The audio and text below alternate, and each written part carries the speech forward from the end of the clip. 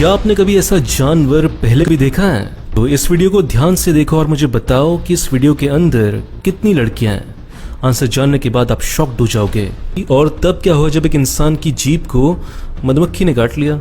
और एक ऐसी बाइक जिस पर बैठकर अगर आपका एक्सीडेंट भी हो गया तो भी आपको कुछ नहीं होगा।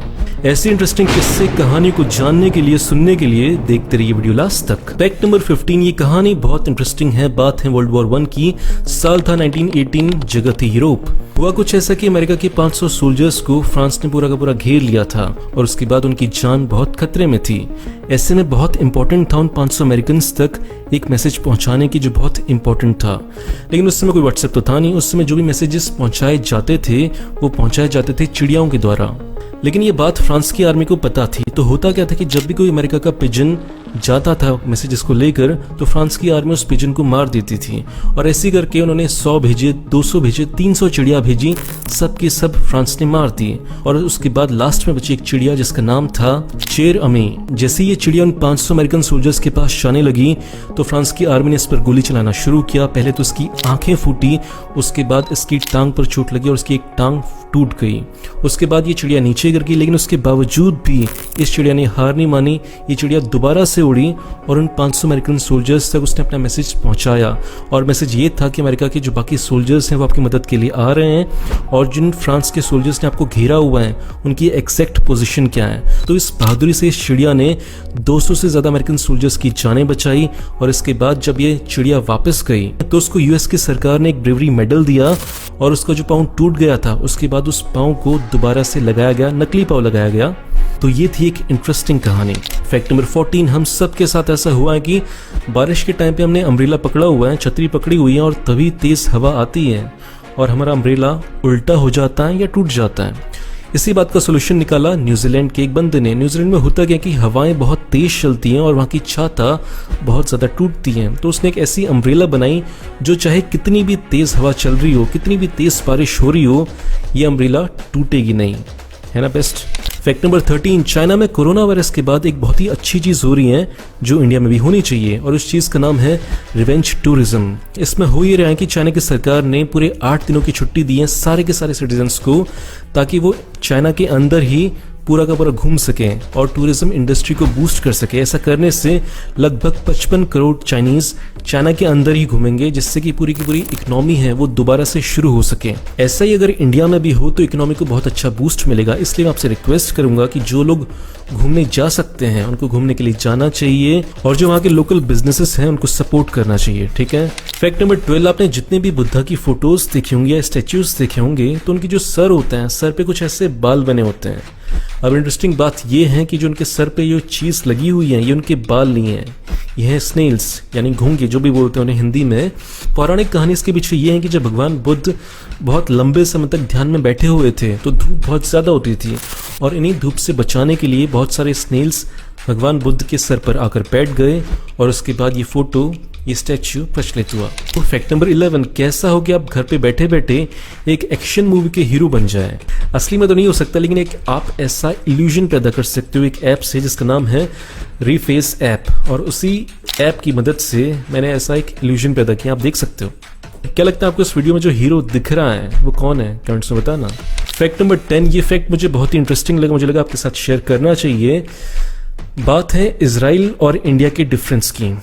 जब भी कोई बच्चा इजराइल में पढ़ने के लिए जाता है तो उसे बहुत मोटिवेट किया जाता है कि वो बहुत सारे सवाल पूछे। जितने ज़्यादा वो सवाल पूछेगा उतनी ज़्यादा उसके अंदर क्यूरियोसिटी पैदा होगी और वो उतनी ही नई नई चीज़ें ढूंढेगा, नए नए आंसर्स मिलेंगे और नए नए आंसर्स मिलने से नया इनोवेशन होगा, नए एक्सपेरिमेंट्स होंगे और नए एक्सपेरिमेंट से नई नई चीज़ें बनेंगी और उन नई नई चीज़ों से नए नए आविष्कार होंगे और उन आविष्कारों से ही वो ऐसी टेक्नोलॉजीज बनाएंगे जो दुनिया को बेचकर अमीर बनेंगे। ठीक है। और इसी सवाल पूछने के कल्चर की वजह से इजराइल एक सुपर पावर है। और ऐसे हम इंडिया के स्टूडेंट्स को देख लेते हैं। यहाँ पे कोई भी बच्चा ज़्यादा सवाल पूछता है तो टीचर उस पर भड़क जाता है क्योंकि टीचर को खुद नहीं आता कि पढ़ाना क्या हो। ठीक है। ऐसे बचपन में एक बार टीचर से मैंने पूछा कि मैम जो धरती है अगर हम ऊपर से खोदते जाएंगे तो क्या हम नीचे अमेरिका से निकल आएंगे? तो उन्होंने बोला तू कुछ नहीं कर पाएगा, तू बैठ जा, भाग जा यहाँ से। ठीक है। तो ऐसा मेरे को आंसर दिया उन्होंने। ठीक है। तो सवाल पूछने की प्रवृत्ति को, सवाल पूछने की आदत को इंडिया में दबाया जाता है, जिसकी वजह से ना हम कुछ नया सोच पाते हैं, केवल रट के आते हैं और एग्जाम के टाइम पे उल्टी करके आ जाते हैं जो हम रटा हुआ था उसकी। और इसीलिए हम कोई नया इन्वेशन नहीं कर पाते, कोई नई चीज़ खोज नहीं पाते। पिछले 70 सालों में हमने कोई भी नई चीज़ खोजी नहीं है, एक भी ऐसी चीज़ हमने ऐसा इनोवेशन नहीं किया है जो दुनिया के लिए बहुत फ़ायदेमंद हो, ठीक है।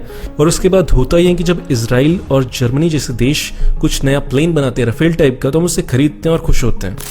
खरीदते हैं हम उससे 10 गुना 100 गुना ज़्यादा प्राइस पर, और ऐसा करने के ऊपर हम खुश होते हैं, जबकि हमें गुस्सा होना चाहिए।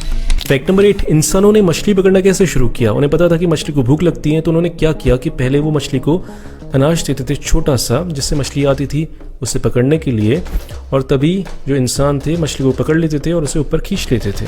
सेम यही टेक्निक एक चिड़िया यूज़ करती है जिसका नाम है हिरन। ये चिड़िया क्या करती है कि जब भी इसे भूख लगती है तो एक छोटा सा अनाज का टुकड़ा लेती है और पानी के ऊपर डाल देती है, और उसके बाद वो वेट करती है। उसे पता होता है कि थोड़ी देर में मछली आएगी उस अनाज के लिए, और जैसी मछली आती है ये चिड़िया उस मछली को खा लेती है।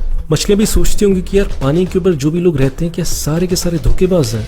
फैक्ट नंबर 7, आप में से जो लोग मुझे इंस्टा पे फॉलो कर रहे हैं वो लोग जानते होंगे कुछ दिन पहले मैं गया था दुबई में एक जगह है स्काई दुबई के नाम से। मॉल के अंदर एक जगह है जहाँ पे आइस है, एक टेम्परेचर मेंटेन किया हुआ है, और उस जगह पर है बहुत सारे पेंगुइन्स। तो वहाँ पे जो इंस्ट्रक्टर थी उसने एक बहुत ही इंटरेस्टिंग फैक्ट बताया पेंगुइन्स के बारे में, जो आपके साथ शेयर कर रहा हूँ। वो फैक्ट ये है कि कैसे पता करोगे क्योंकि पेंगुइन लड़का है या लड़की है।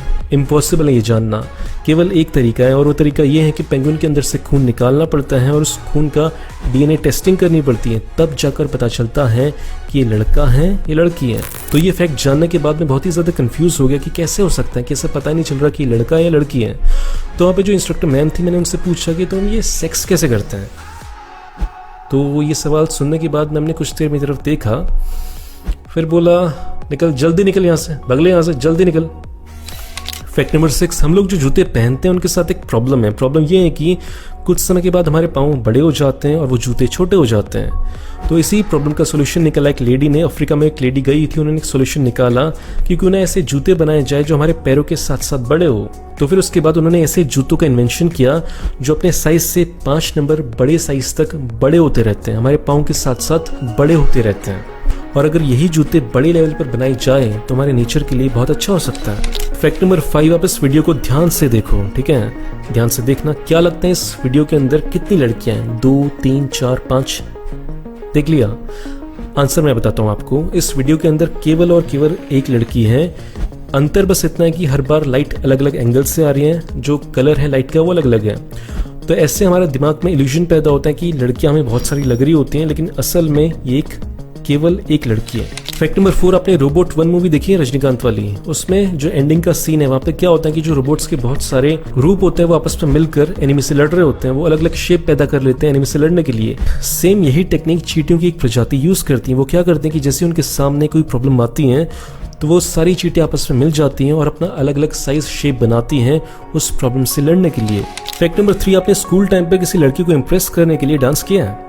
लेकिन चिड़िया की एक ऐसी प्रजाति होती है जो अपनी फीमेल चिड़िया को इम्प्रेस करने के लिए मेल चिड़िया डांस करती हैं। वो भी नॉर्मल डांस नहीं करते, भांगड़ा वांगड़ा नहीं करते, वो करते हैं मून डांस। और जैसे कि आप इस वीडियो में देख पा रहे हैं कि जो फीमेल चिड़िया हैं वो बिल्कुल भी फक नहीं दे रही, बिल्कुल भी भाव नहीं दे रही लड़के को, सेम वैसे ही जैसे हम लड़कों को भाव नहीं मिलता। ये वीडियो तो बहुत ही ज्यादा रिलेटेबल नहीं है, ऐसा लग रहा है कि ये वीडियो मेरी आत्मकथा है।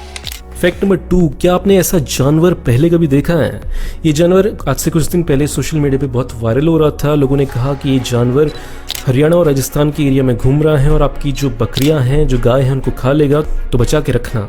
लेकिन जब इसके ऊपर रिसर्च की गई तो पता चला कि ये कोई असली जानवर नहीं है। इटली के एक आर्टिस्ट हैं जिनका नाम है लायरा मैग्नुको। उनका शौक है ऐसे अतरंगी से टॉयज बनाना, ऐसे अतरंगी खिलौने बनाना। उनका एक अपना यूट्यूब चैनल है जहाँ पे वो ऐसे बहुत सारे और भी खिलौने बनाते रहते हैं।